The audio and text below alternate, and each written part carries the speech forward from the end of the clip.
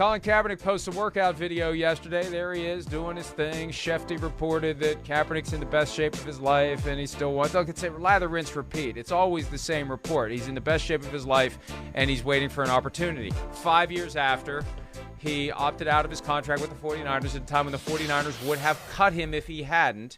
He's still waiting for a real opportunity. He was shunned wrongfully by the NFL. We've established that by now. They paid a settlement, a 7-figure, maybe 8-figure settlement to Colin Kaepernick for colluding in their desire to keep him out of the league, even though he plays the most important position in the game, and he was playing it at a sufficiently high level to at least be employed by an NFL team.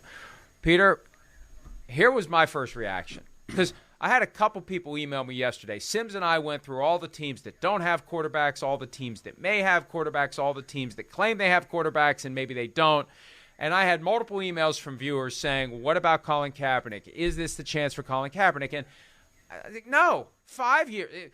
At some point, you successfully shun someone long enough that it's over. 5 years later, congratulations, NFL, you pulled it off. You blackballed this guy. You violated his rights. You thumbed your nose at him. You put your finger in his eye. You gave all of us the middle finger by insulting our intelligence as to why he doesn't have a job in the NFL. But 5 years later, the ship has sailed.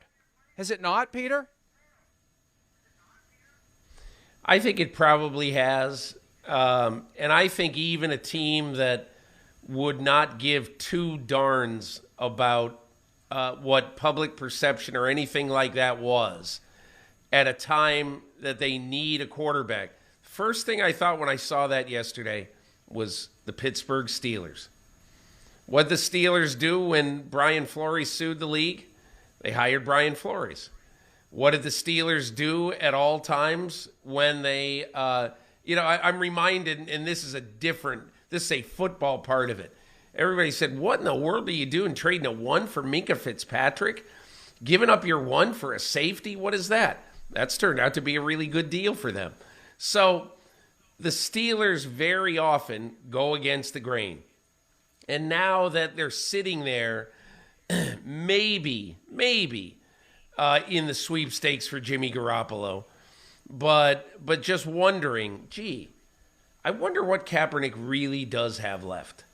And, you think about it, and one of the first things I think about, because, my in-laws are all from Pittsburgh, my wife is from there, and I know Pittsburgh, is that they do not, they wouldn't love anybody who wore, pig socks, who demeaned police officers with those socks that he wore. But look, my whole point is it is going to take, if it ever happens, it's going to take an organization like the Pittsburgh Steelers who would say, we don't care what the outside world thinks.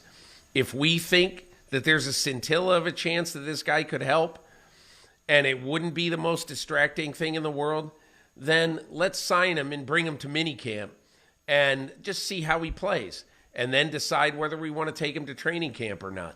Look, I have no idea if they're even remotely interested, but that's the one team I think of, especially now in this time of the quarterback wasteland in free agency and the draft, relatively speaking. I think it's a why not. The article I wrote last night making the case that the door is shut on Colin Kaepernick given the mere passage of time during which the NFL successfully shunned him. It ended with this observation. Meanwhile, the starting quarterback in Pittsburgh is Mason Rudolph. And Peter, look, and I feel bad. I mean, Pittsburgh's only 100 miles away. Mason Rudolph can come down here and beat the crap out of me, and he may do it at some point. But the Steelers cannot go forward with Mason Rudolph as their quarterback. They cannot do it, Peter. We have seen enough. It's over. It's done.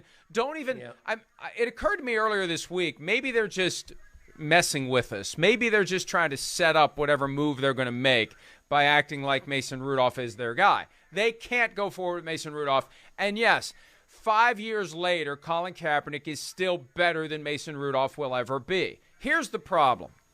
It's one thing to give Brian Flores a no-brainer job on your coaching staff. No, that's one thing. You're not going to have any of the people in Pittsburgh pissed off about that. But here's the problem, and I hate articulating this because I think it's wrong. I think it's wrong-headed. But at some point, when you run a business that is premised on separating people from their money, getting people to show up in your stadium so that they can separate even more of their money from themselves by buying all sorts of overpriced crap, which is part of the grift, frankly, why do you want to piss off 30% of them right out of the gates?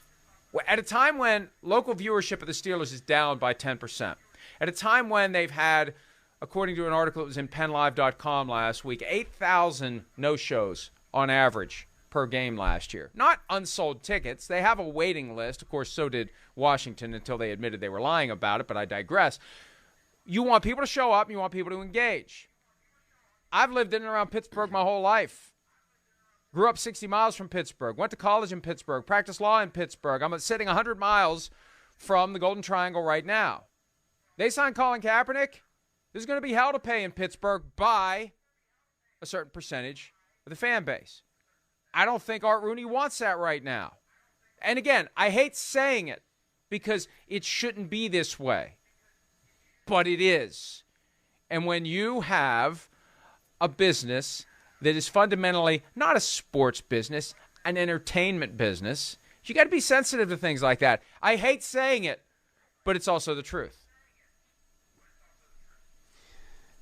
Let me ask you this question. Right now, today, if you were the owner of franchise X and you lived in Nirvana, USA, all right, and I asked you, I have two free agents out here. One is Andy Dalton. One is Colin Kaepernick. My question to you would be, first of all, did you know that Andy Dalton and Colin Kaepernick not only are both 34, but they were born 5 days apart. So they're the same age. So let's say everything else was taken off the table. You've got one guy who's been playing consistently, getting the tar beat out of him and not playing particularly well, versus a guy who at one point looked like he could be really, really good in the NFL, and then all heck broke loose, and it's been 5 years since he played in the game. I'm just asking you, who would you pick to sign as a prospect to perhaps quarterback your team in 2022? Let me take your comparison one step farther. They also were drafted the same year, the same round. Same round. Back to back. Dalton, 35. Kaepernick, 36.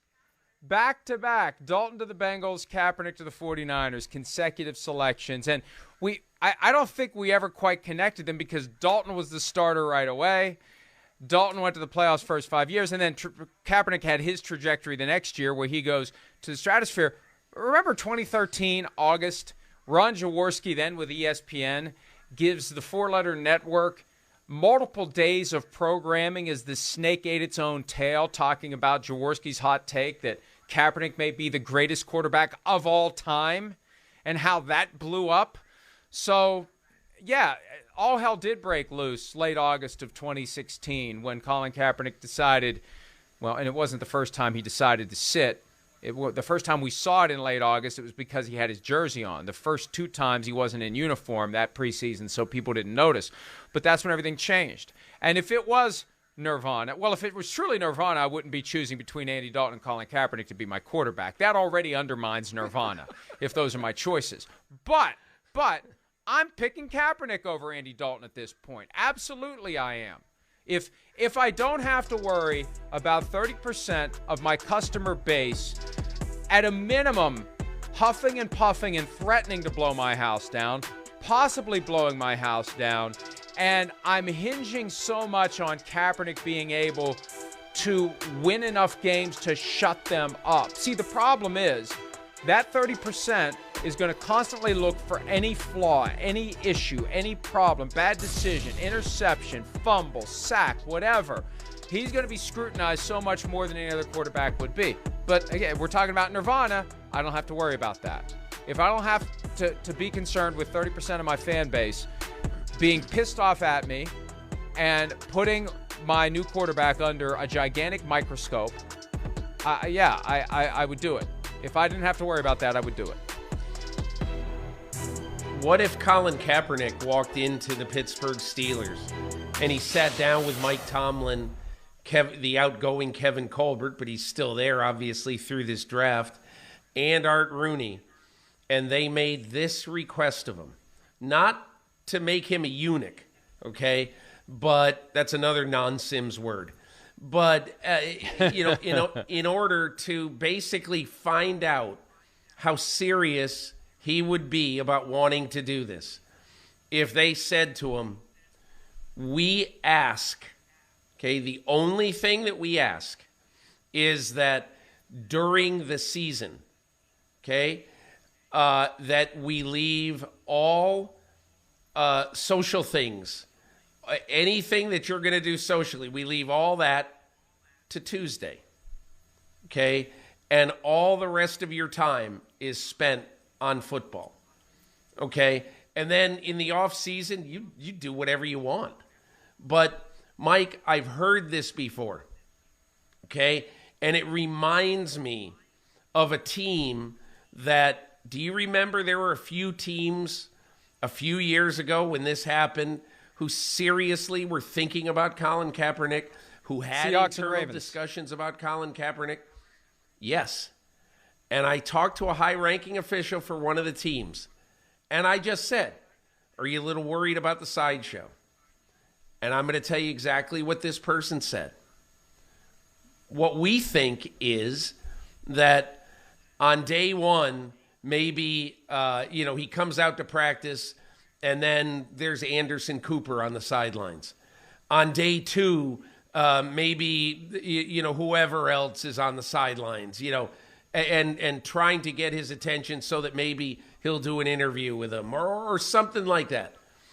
And if all of that stuff at some point, it reminds me of the whole Michael Sam thing. Michael Sam was a lot less than what Kaepernick would be. But, oh, geez, aren't you worried about drafting an openly gay player? And the Rams knew that after a couple of days, that it was just going to be a non-factor. And my only reason that I bring this up, Mike, is that in my opinion, if Colin Kaepernick were competing for the starting quarterback job of the Pittsburgh Steelers, if he were, or Team X, just make it Team X, the anger of all of the people who were totally ticked off that he got signed is going to start to dissolve when he throws a 63-yard touchdown pass to Juju Smith-Schuster to beat the Ravens in early October. That's all I'm saying. And I'm not saying he would do that. I'm not saying he would be good. But people who are generally the people who yell the loudest all of a sudden clam up when a guy plays well. That's just my gut feeling. Hi, I'm Mike Tirico, and thanks for watching. Make sure to hit subscribe for the latest news and highlights from NBC Sports.